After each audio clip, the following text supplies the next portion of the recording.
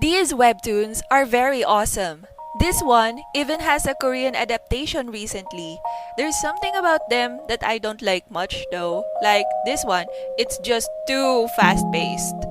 Well, this batch showcases titles that you cannot miss if you are a huge fan of something. For instance, if you love Anara Sumanara, this one is by the same creator, so you have to check this out at least. This one is based on Phantom of the Opera. Then this one has Edgar Allan Poe references. These webtoons offer some unusual twist to the typical romance fantasy tropes. These two are more unusual than the earlier batch, while these two don't even have the usual isekai or regression. Now, these are much more unique or unusual compared to many other webtoons. I think they are a refreshing read if you are quite tired of seeing too many of the same trope over and over again, or if you are craving for some unusual creative twists on the usual tropes. And lastly, if you are into boys' love, then you might find these fun or interesting.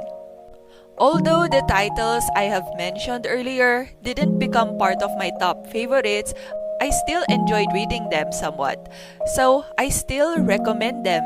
Besides, you might end up liking them even more than I had. It will be a waste if you miss them, right? The next list will contain those that I highly recommend. But before we proceed to the list, I'd like to share with you guys the romance fantasy manhwa that I enjoy reading a lot, but they just didn't impress me enough that I would want to include them in the top 10. Well, at least not yet. These romance fantasy manhwa are full of cliches, I admit, but I find them cute and entertaining. There could also be something about them that I cannot resist. Like this one has a pretty strong female lead who has a passion for art. As an art lover, I can relate somehow. I usually hate love triangles, but the love triangle in this one is freaking adorable. Seldom do I see more than one male character in a villainous manhwa with a dual personality.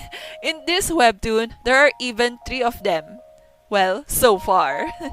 The interactions between the brother and the prince here amuse me a lot. Even the female lead thinks there's something between them, even though it's not really like that. Alright, I'll now start with my top 10 recommendations. First, we have Safe as Houses. I love this since it's Webtoon Canvas Days. It's not yet around when I created this video, but this awesome zombie series should be among the TAPAS originals this March. I'm not sure if the relaunch is gonna be better than the original, so I'm putting this at number 10 for now. Next is Burning Effect. Reading this feels like watching a Studio Trigger or Gainax anime. It's insane, but very, very awesome. Next is Aza, a war between demons and humans. It's the type wherein the humans are the evil or stupid ones. But anyway, the art is really, really amazing. Next is Infinity. Seldom to see a webtoon about fencing. They say it's like Haikyuu. I don't see that though, but I'm really liking this sports manhwa. Next is Between the Stars. The main character here reminds me so much of the main character of the webtoon I'll be mentioning in number 1. He is so wacky, full of expressions, and has sort of a brother complex. Next is Domination. This thriller is very excellent, but underrated. It keeps me at the edge of my seat. I love it! Next is the villainess enters the game. If you like this series, maybe there's a high chance that you will like this too.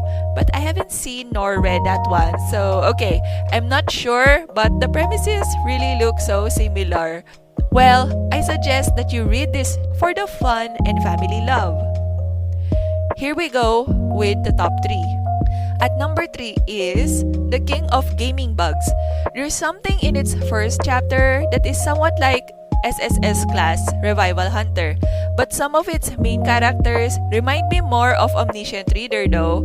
I'll detail that in another video maybe. Anyway, I seldom see action fantasy Chinese manhwa with minimal ecchi fan service, so this is quite a refreshing read. Number 2. The Frozen Player Returns. It's a very entertaining and decent action fantasy manhwa. I love it that it made some parody reference to the Frozen film one time. There's so many good stuff in this, and it somewhat reminds me of Omniscient Reader too. I suppose I can detail that in another video as well. But for now, I highly recommend this if you are looking for good and fun action fantasy manhwa. And at number 1 is, of course, my S-Class Hunters. If you are familiar with my channel, I guess this is no surprise because I had been so hyped about this ever since it was first released in Korean. It may be similar to plenty of action fantasy manhwa out there, but seldom will you see focus on wholesome relationships. But it doesn't run out of wacky and awesome stuff. It makes you feel various emotions to crazy degrees, and it's executed so wonderfully. Of course, this is a must-read. Besides, if you are a fan of Omniscient Reader or Lout of Counts family, high chances that you will love this series since they are a part of the infamous manhwa Holy Trinity. I will elaborate that in another video. Anyway, I hope I had helped you discover new favorite. To get a list of recommendations of new webtoons from various platforms every month, please like and subscribe. See you in the next video. Thanks and take care!